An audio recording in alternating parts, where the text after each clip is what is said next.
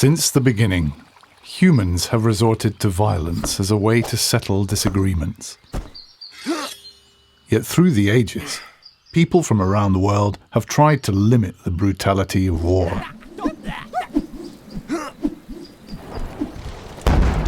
It was this humanitarian spirit that led to the first Geneva Convention of 1864 and to the birth of modern international humanitarian law.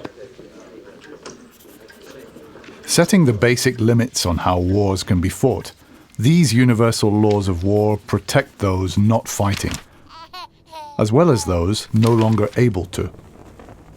To do this, a distinction must always be made between who or what may be attacked and who or what must be spared and protected.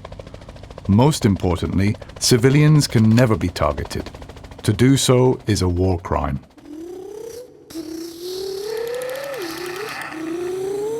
When they drove into our village, they shouted that they were going to kill everyone. I was so scared. I ran to hide in the bush. I heard my mother screaming. I thought I would never see her again.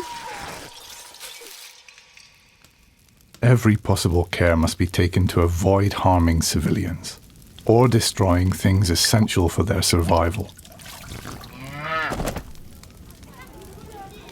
They have a right to receive the help they need.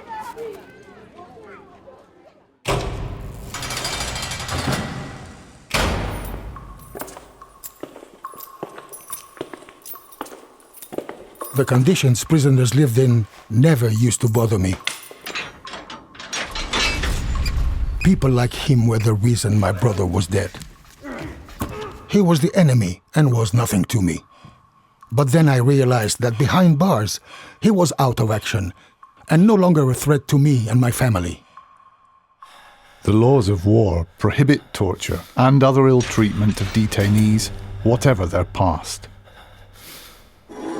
They must be given food and water and allowed to communicate with loved ones. This preserves their dignity and keeps them alive.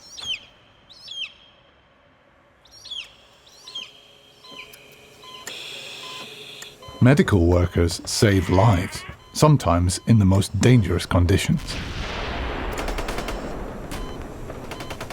Fighters from both sides were wounded in a deadly battle. We were taking them to the nearest hospital. At a checkpoint, a soldier threatened us to treat his men only. We were running out of time, and I was afraid that now all of them were going to die. Medical workers must always be allowed to do their job, and the Red Cross or Red Crescent must not be attacked. The sick or wounded have a right to be cared for, regardless of whose side they are on.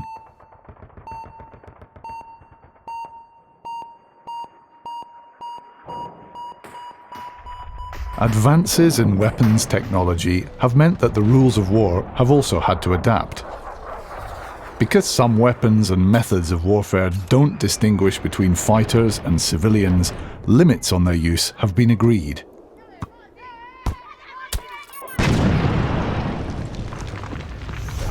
In the future, wars may be fought with fully autonomous robots. But will such robots ever have the ability to distinguish between a military target and someone who must never be attacked?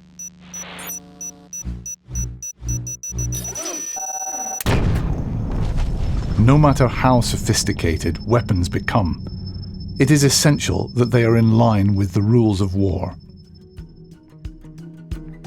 International humanitarian law is all about making choices that preserve a minimum of human dignity in times of war and make sure that living together again is possible once the last bullet has been shot.